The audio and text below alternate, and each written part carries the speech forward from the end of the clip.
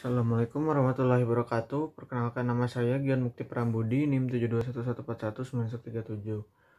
Oke, sini saya akan menjelaskan salah satu materi sistem informasi manajemen, yaitu bab 3 tentang menggunakan teknologi dalam menjalankan perdagangan elektronik. Oke, lanjut. Perdagangan elektronik atau biasa kita disebut e-commerce. E-commerce ini kadang diartikan sempit oleh berbagai masyarakat awam.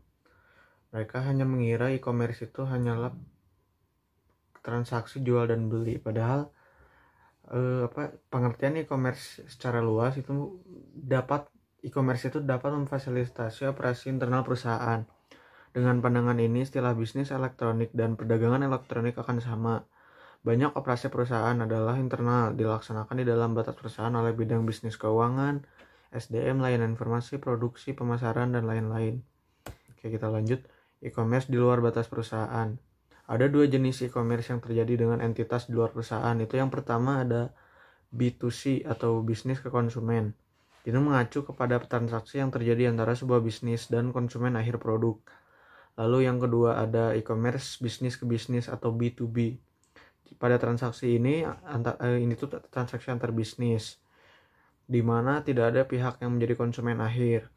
Oke, jadi perbedaan dari kedua jenis ini, kalau B2C itu mungkin si webnya penuh dengan instruksi-instruksi, jadi si konsumennya pun biasanya yang awam-awam. Sedangkan untuk yang tipe yang kedua, yang B2B, itu biasanya kedua belah pihak udah paham dengan sistemnya. Oke, yang kedua, lanjut manfaat yang diharapkan oleh e-commerce. Pertama, perbaikan layanan pelanggan sebelum, selama, dan setelah penjualan. Yang kedua ada perbaikan hubungan dengan pemasok dan komunikasi keuangan. Lalu yang ketiga ada peningkatan timbal balik ekonomis atas pemegang saham dan investasi pemilik. Oke, manfaat di atas akan memberikan kontribusi pada stabilitas keuangan perusahaan dan memungkinkannya bersaing dengan lebih baik di dalam dunia bisnis yang semakin luas menerapkan teknologi komputer. Oke, lanjut. Ruang lingkup e-commerce. Ketika Anda membaca bagian ini, pahami bahwa e-commerce itu bersifat dinamis dan ruang lingkup pengaruh dapat berubah-ubah dalam waktu hanya beberapa bulan. Anda hendaknya mengunjungi www.census.gov dan hubungkan ke halaman web e-stats untuk mengetahui angka-angka e-commerce yang terakhir. Nah, jadi coba kunjungi website tersebut. Oke, lanjut. Jalan menuju e-commerce. Ketika sebuah perusahaan merasa bahwa manfaat yang diharapkan lebih besar daripada biaya dan memutuskan untuk mengimplementasikan e-commerce, perusahaan tersebut menyadari bahwa implementasi yang akan dilakukan komitmen untuk menggunakan e-commerce guna meraih keunggulan kompetitif. Lanjut, intelijensi bisnis. Intelijensi bisnis ini merupakan aktivitas pengumpulan informasi mengenai unsur-unsur dalam lingkungan yang berinteraksi dengan perusahaan. Oke, kita lanjut ke basis data eksternal. Perusahaan tidak harus mencari informasi lingkungan sendiri.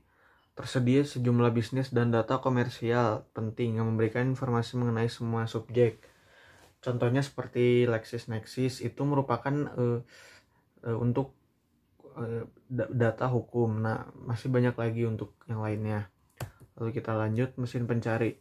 Mesin pencari itu merupakan suatu program komputer khusus yang menanyakan satu kata atau kelompok kata kepada pengguna untuk dicari. Program ini kemudian mencari isi situs-situs web internet untuk melihat apakah kata atau kata-kata tersebut ada di situs-situs web tersebut. Sebagai contoh, seperti Anda mungkin menggunakan mesin pencari ini untuk menemukan ketersediaan kamar hotel. Oke, kita lanjut ke strategi e-commerce dan sistem interorganisasional. Masalah dalam menentukan strategi e-commerce yang terbaik memiliki beberapa kemungkinan solusi. Namun strategi yang paling disebut yang paling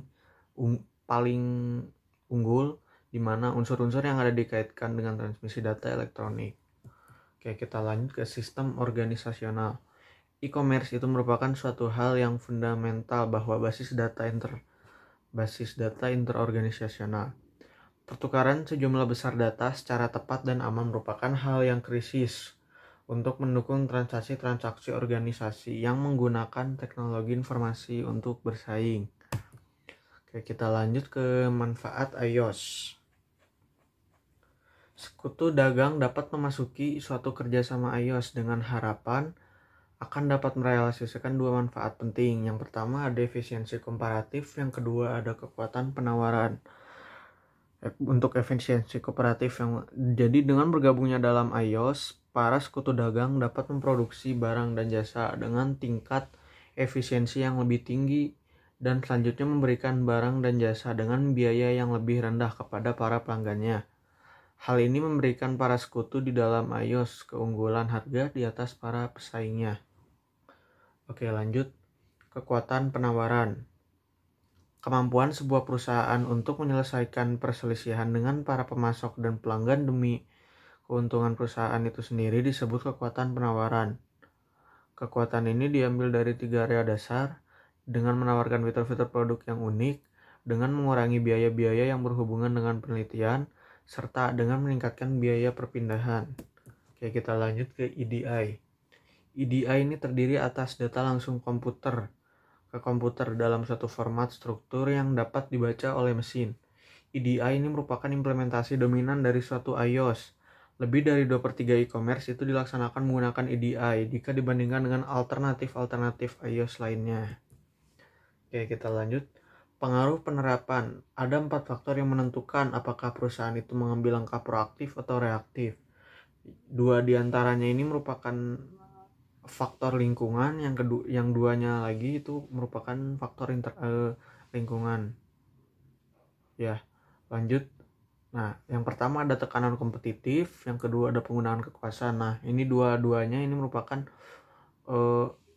lingkungan. Lalu yang ketiga ada kebutuhan internal dan dukungan manajemen puncak. Nah, ini inti sifatnya internal. Oke, kita lanjut lagi. Manfaat-manfaat tidak langsung iOS.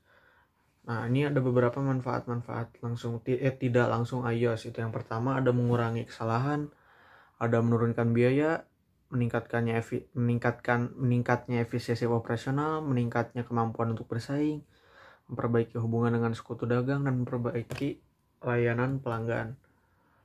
Oke, lanjut ke strategi B2C untuk e-commerce.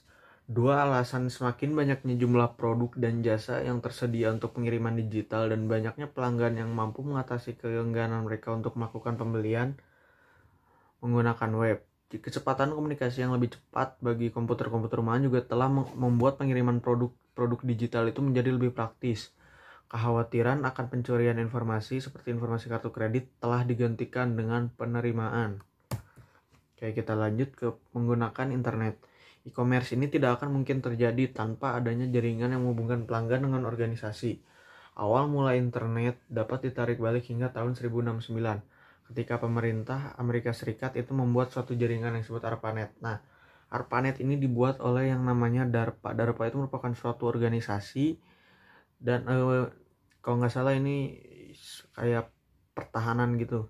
Nah, jadi awalnya ARPANET internet ini hanya tujuan awalnya dibuat untuk kebutuhan militer. Nah, usaha-usaha yang diawali di tahun 1989 itu mengarah pada apa yang kita kenal yang disebut World Wide Web.